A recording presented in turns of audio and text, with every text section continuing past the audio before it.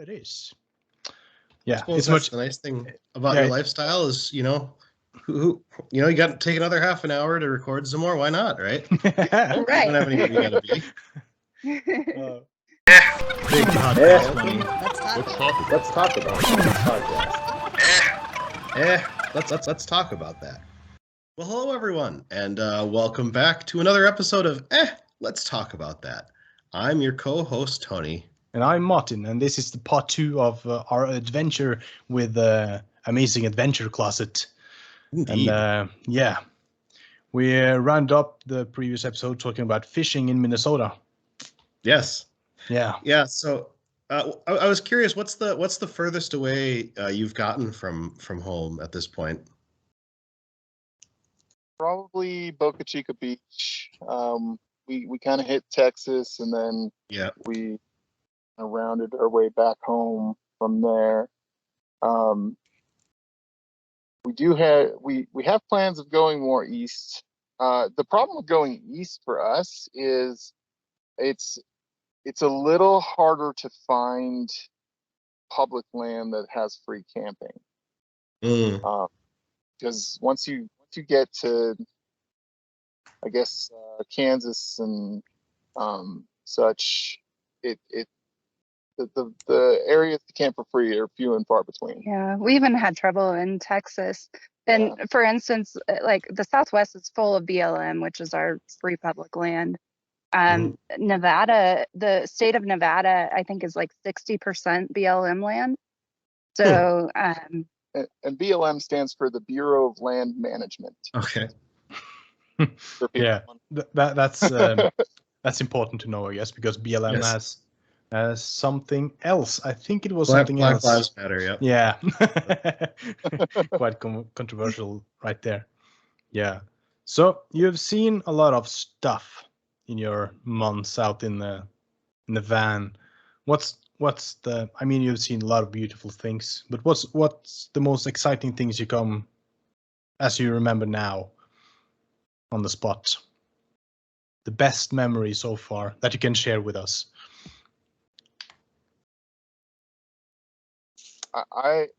So there's a rim in Arizona that I really like. It's either the Mogollon Rim or the Mogollon Rim. It's pronounced several different ways. Most people say it's the Mogollon Rim, and it's just this giant rim that runs from the middle of Mexico. It's basically a cliff, and runs from the middle of Arizona all the way over to New Mexico. And just the view off of it is just nothing but trees, and it's not been logged or anything. It's just like a sea of trees, and it's just really beautiful. Yeah, and we had come from a side of Arizona where it was all, desert, and, you have sagebrush and not a whole lot of plant life. But then you all of a sudden come into this forest that's green in Arizona, and the canyons. It was beautiful. I think a lot of our awe-inspiring things were found in Arizona. Hovenweep was a great one. Oh, yeah. Hovenweep is this, it's these pueblos, which are these Native American structures, and it's like it's built into a canyon. So, and you do this hike where you loop around it, and you can get up really close to the buildings. It's not like a lot of national monuments where everything's gated off and you got to look at it from yards and yards away. It's really intimate, and we were like one of the few people there at the time we went. I think it was a weekday, and it was just kind of a spiritual experience. Just, I even took my shoes off, which probably makes me sound like a weirdo, but like I wanted to know what it felt like to just kind of walk through that the way the Native people would have. Yeah. So that was a really cool experience. Yeah, that's the same as we talked about earlier about the there's always a lot of people on the sites where you see from pictures and stuff like that. It's always a lie that one single person standing on on that spot. It's always 100 people standing in line behind.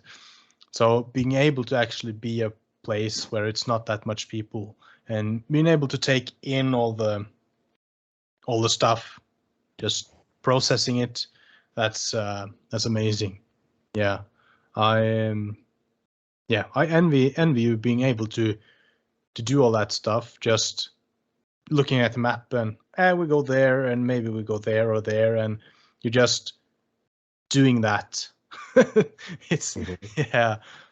It is a great lifestyle. But I mean, for every adventure day, we've got to do 2 days at a library, editing and doing social media stuff. So it's a balance, but it's better than anything we've ever done. Yeah. Yeah, that's. I used to have this sort of. I used to have this sort of romantic idea of, you know, when I was young, I remember like saving up money and just taking a year and just wandering around for the whole year. And I don't know how feasible that's going to be at any point in my life at this point, but you know, maybe someday, you know, me and the wife when the kids are away at college or something. But yeah, no. So I'll take a couple months off. Yeah. So it really does sound appealing to me, and I definitely can understand the appeal of that, because yeah, it used to be a, I won't say a goal, but a fantasy, you know. Yeah, I think a lot of people have that fantasy or that dream of being able to just roam around and doing whatever they want, but we're all kind of hindered by money, I guess. Yeah. Well, I think all goals are fantasies until they become reality. Yeah. I mean, it seemed crazy to us to begin with. I mean, I am a workaholic and I love my job and insurance, and I was making good money. And it was really scary for me to bite the bullet. It was easier for this guy. He's the one that talked me into it eventually. Yeah. But yeah, it's not crazy to, you know, to have that fantasy, because one day you might find a way. You might find a feasible way to do it. Yeah, absolutely. And you should be able to try it at some point. We have too, and we actually had part of that waiting the 10 years was waiting for our kids to on and you know, not that we pushed them out the door or anything. We also did we did foster care for about 5 years with behavioral kids too, and that was a good part of our lives. So, you know, we couldn't do this with foster kids. No. You could, but I don't know how well They it would have had something to say. Yeah. I think we would have had CPS called on us. Yeah. Probably. What's been sort of... Oh, go ahead. Oh, go ahead. I lost my train of thought there. Sorry. Oh, I was just curious, like, since you started, what has been sort of the hardest part of the transition for you guys? Like, was there something you miss, or?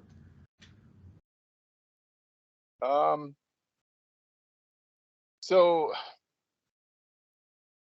I don't know. Well, there's things that we let go of. So, I mean, we don't have a shower. We don't have a real bathroom.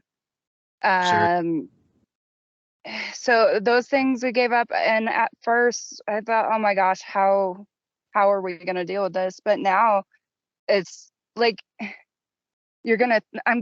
I mean, I promise you can't smell us from there, but like, your body kind of adapts to not needing showers every day.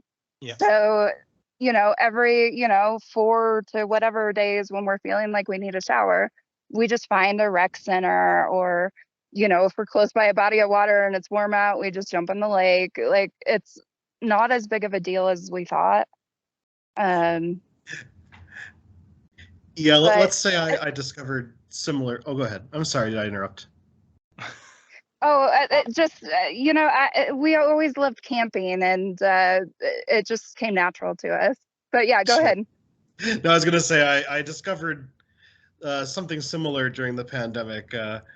Suffice it to say, when you're not going into work every day, your shower habits kind of taper off, and it's like, wow, I really don't need to shower every day. It is so. I totally get it. I totally get it. Maybe that's what helped me transition too, is Yeah. because when the pandemic happened, I went to working from home too. And you did for a while as well. Yeah, I did. Yeah. So I hear you. I completely understand that 100%. Yeah. I mean, there is a difference between like being in water every day and actually washing yourself a lot with soap and stuff. Basic hygiene is not hard with a bottle of water, but you do not need to wash your hair and smirk you in with soap every day. So and as you say, your body adapts after a while. It truly does. I've been hiking a lot myself and camping, so I also know the stuff. Yeah.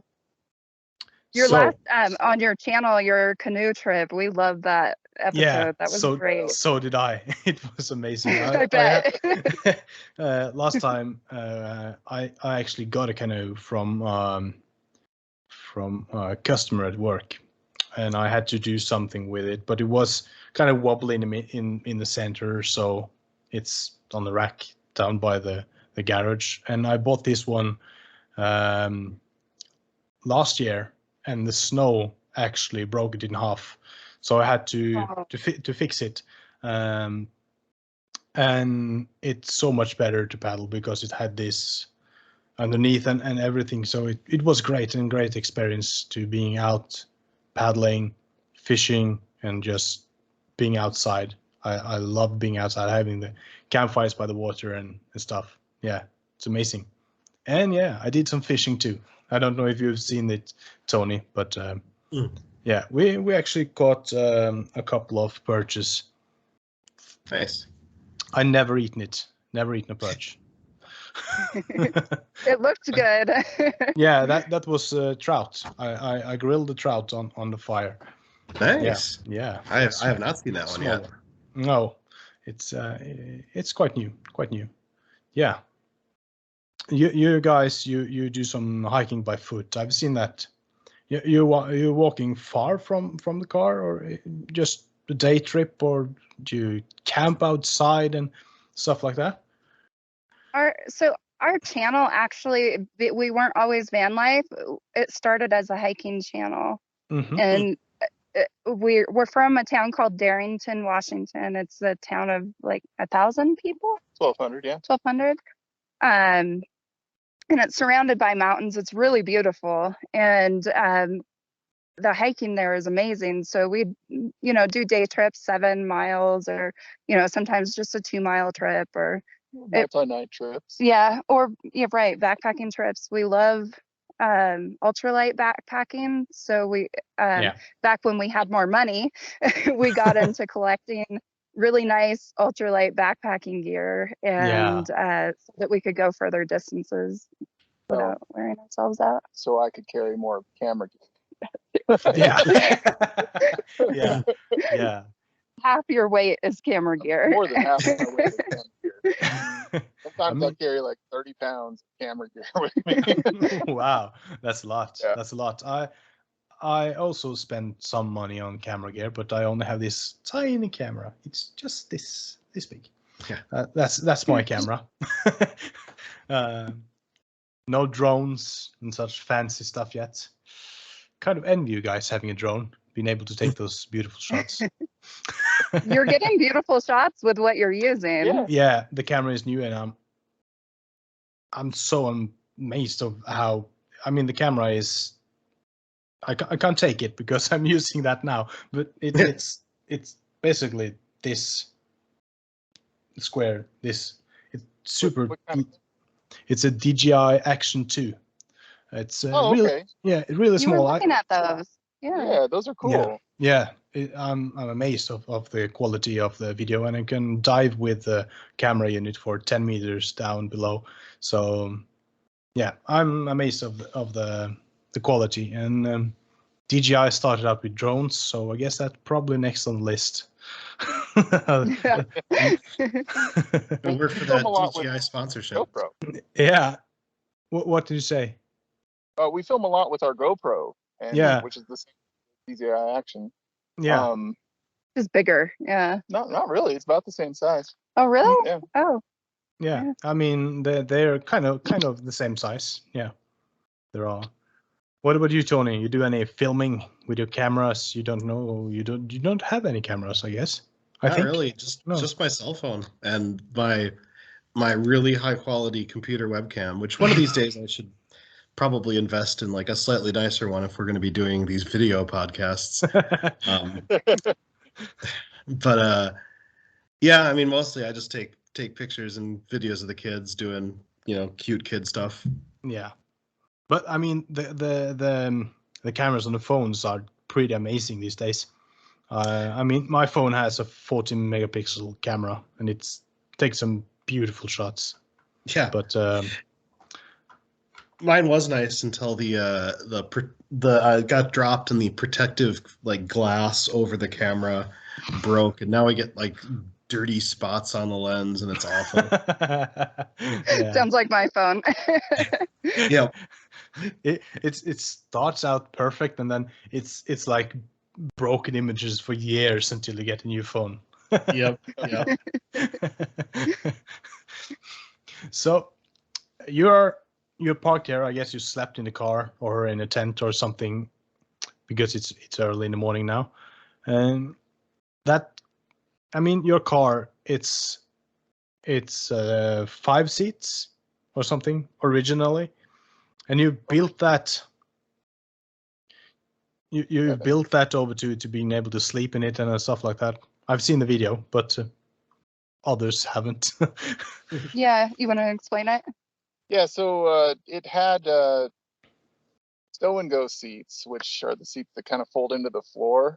Mm-hmm. We took all those out, so it gives us that area that the seats go in for storage, which is nice. And then we just literally built a bed platform that was high enough to fit our power station and our cooking stuff underneath, and threw that in the back and then loaded it up with stuff. Yeah, it's a very simple conversion. Very simple. We have to pull everything out to cook. Well, not the whole bed, but all the cooking equipment. We have to cook outside. So wind is actually a really big issue for us. We didn't think about that when we started. It's windy in most places. Yeah. So on windy days, it's PB&J sandwiches. Yeah. Oh yeah, because you're cooking of propane. Yep. Yeah. Mm-hmm. Yeah. And we originally brought too much stuff, so we had to buy the topper for the car. Otherwise, we were moving like a lot of stuff to the front seats to sleep, and then the more yeah, move it all back.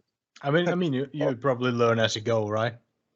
Yeah, it's been being refined. We actually were talking yesterday about possibly redoing the interior. We're just trying to figure out how we can do that. Because right now I can't sit up in the van. Like I'm I have to go like this in order to sit up. Yeah, it was really nice to be able to like edit videos in the van instead of having to drive to a library or something. Yeah. That's what I clearly see that got to be an obstacle for you guys, that you need to find. Oh, we have nice footage and video. We need to post a video or something, and you just had to find a library to be able to sit comfortably and edit your videos. That's got to be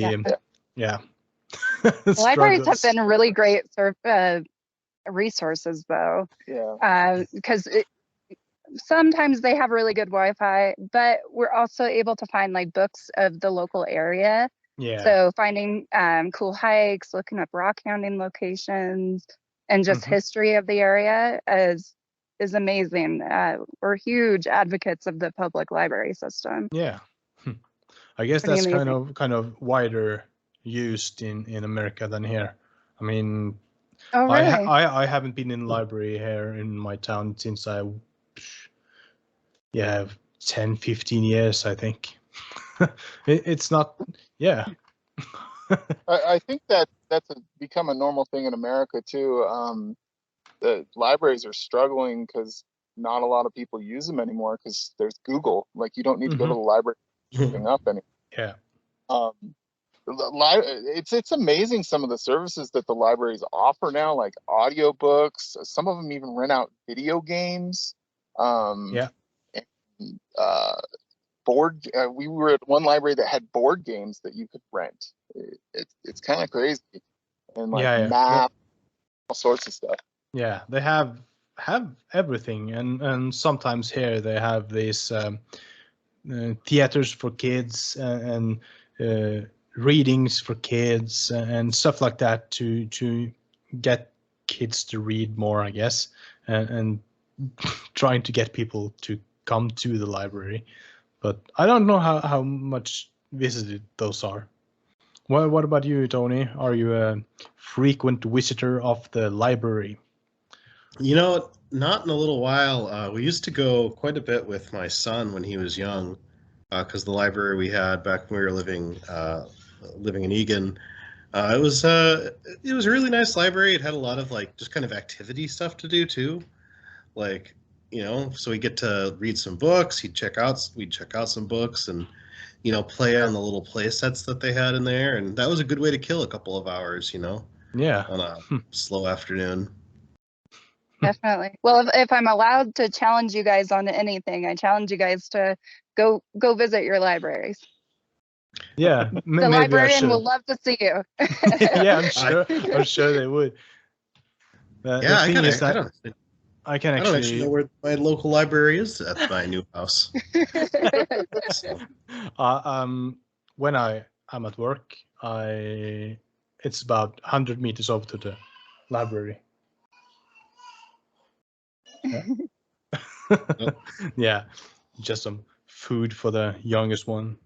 Yeah, I can actually it's 100 meters from where I work, the local library. So maybe I should take a walk over there when I'm done with work someday. That would be awesome. a new experience. I mean, it is, as you said, everything is now online. You can find whatever you want online in apps or read on Google or stuff like that. But I guess it's another experience to have it like look at it for yourself in a paper form. You can, yeah. I've always preferred that. A lot of older things too aren't on Google, like true. You know, old maps of areas and stuff. You can't always find that on Google, and you find a lot more information about places. It's surprising.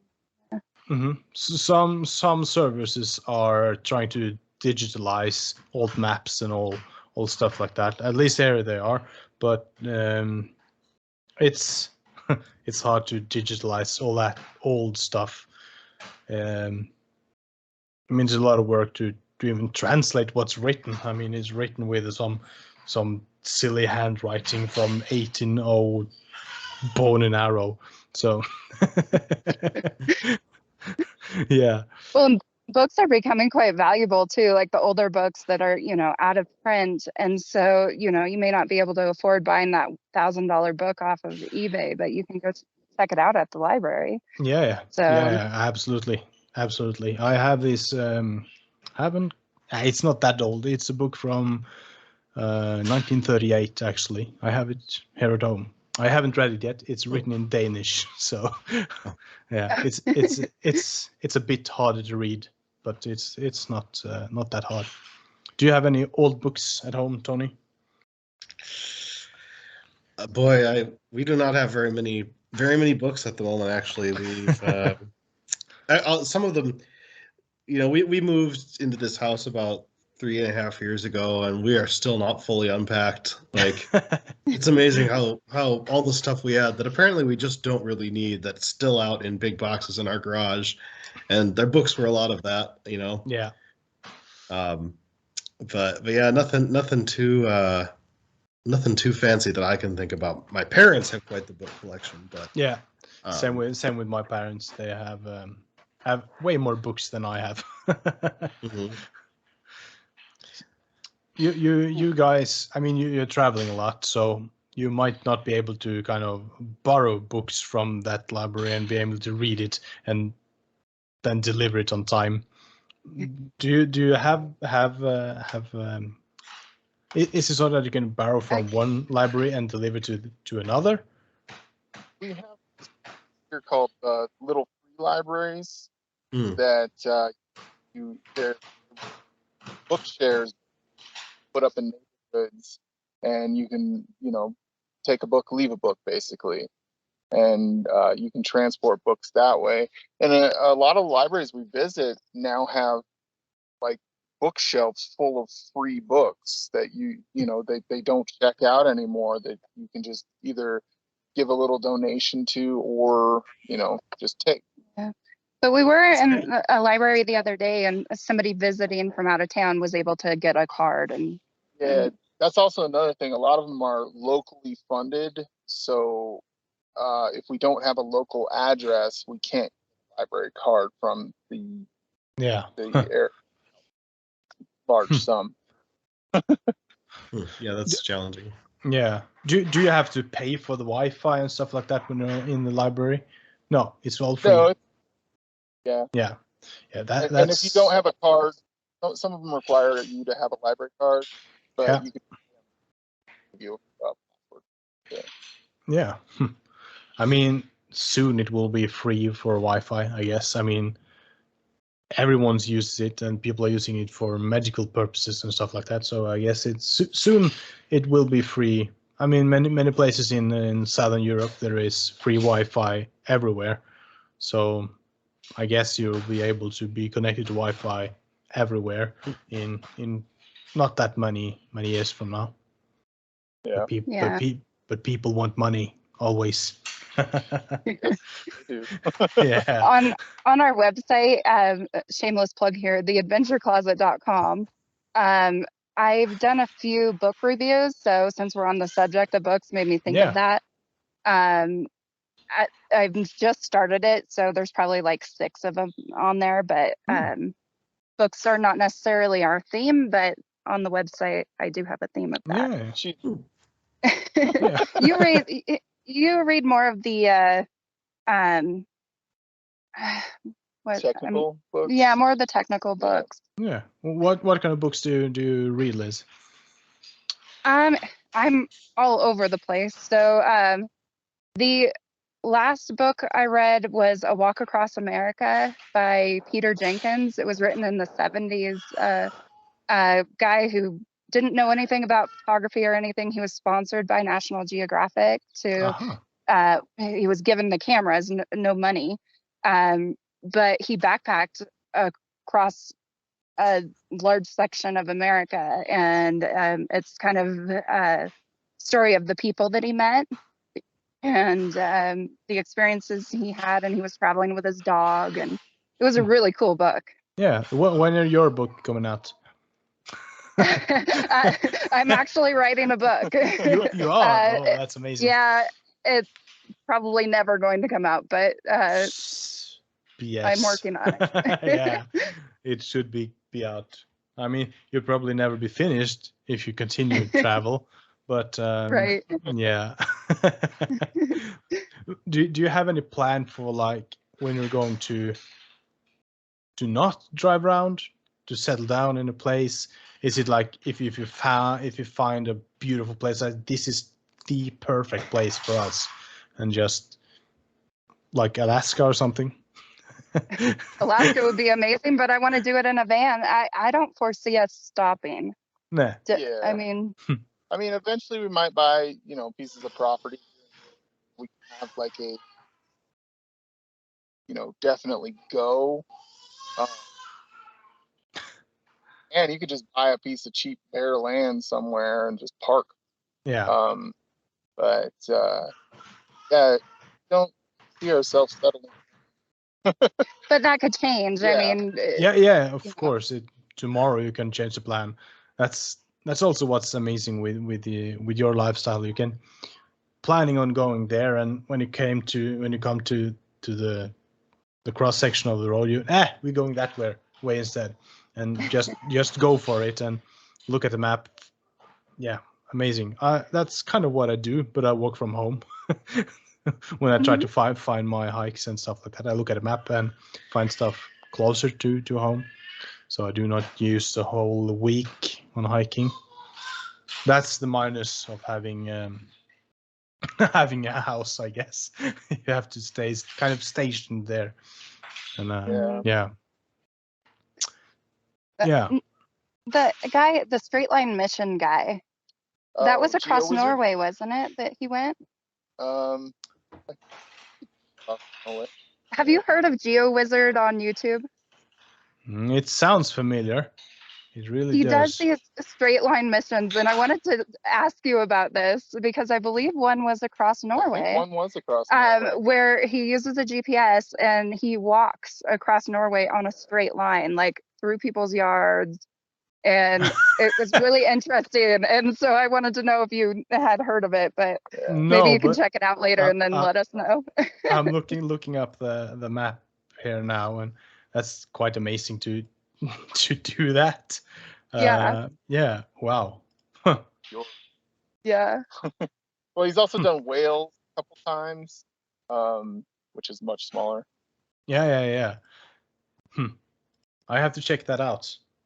We have this guy in Norway, which is kind of the iconic outdoorsman called Lars Monsen. He went to Canada from east to west, or opposite, alone with his dogs. Oh, cool. Yeah, it was a TV show. He filmed everything himself, and he was totally alone from the one side of Canada to the other. Yeah, I think it was Canada. Yeah, it has to be. Yeah. Yeah, because Canada has that long. Is it called the Long Trail? Yeah. Yeah. I think, I do not know if he followed a trail or something, but he went over there. He found his own food. He was fishing and stuff like that. It was I remember that. I was way younger when it was when that one was made. Cool. Yeah. Tony, are you you're not that big of a hiking guy, or you're not doing it that much, at least? Yeah. I mean, I like the concept. I just haven't done much of it. Yeah. You know. It's hard when your kids are little. We've been there. Yeah.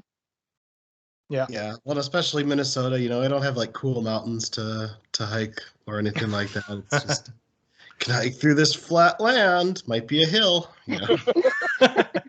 It's like walking in Denmark. It's just a flat, and the highest peak is 170 meters. Yeah. There's nice stuff through forests and stuff like that. Yeah. You know, which you know, is sort of a consolation prize. You know, if you don't have changes in elevation to look at. Yeah. Nothing wrong with that. Yeah. And of course, we like the forest setting, so I think we'll really enjoy Minnesota when we get there. Oh yeah, we've got a lot to hike, so yeah. I mean, come in the summer.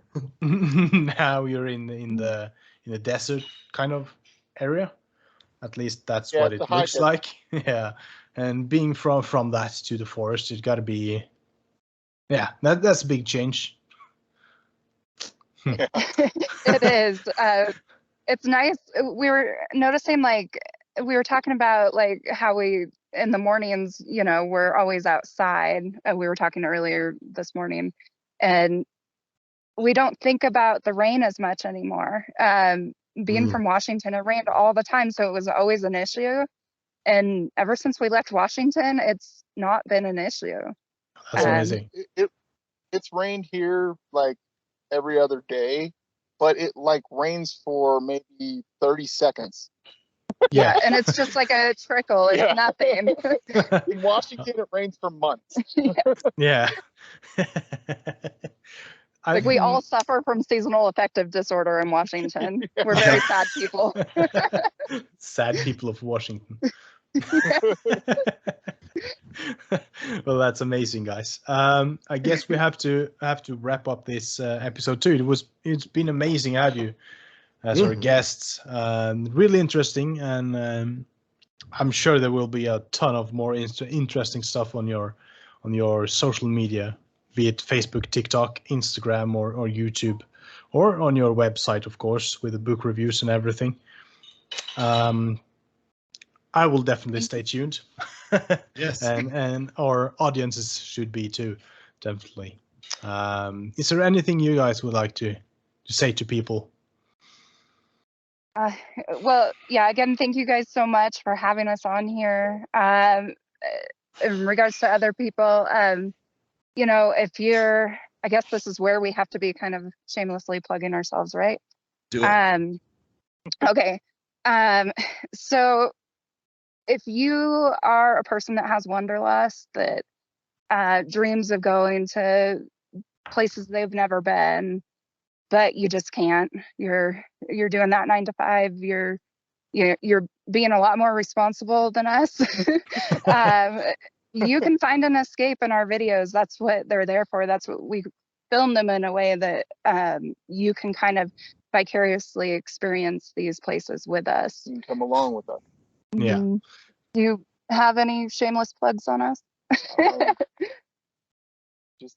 Our channel is never really, about one specific thing. We cover a lot of things. We find adventure everywhere.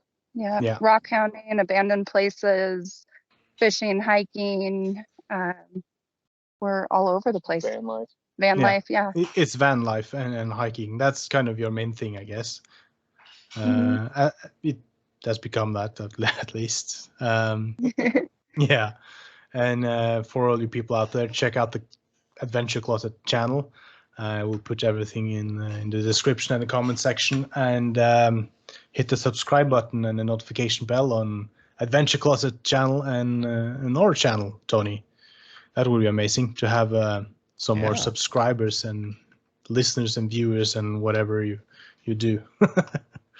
We can definitely vouch for you guys' podcast. It is great. We've been well entertained. Yeah. So we're definitely going to be sharing this with our friends. We're honored. We're honored. We really That's are. great.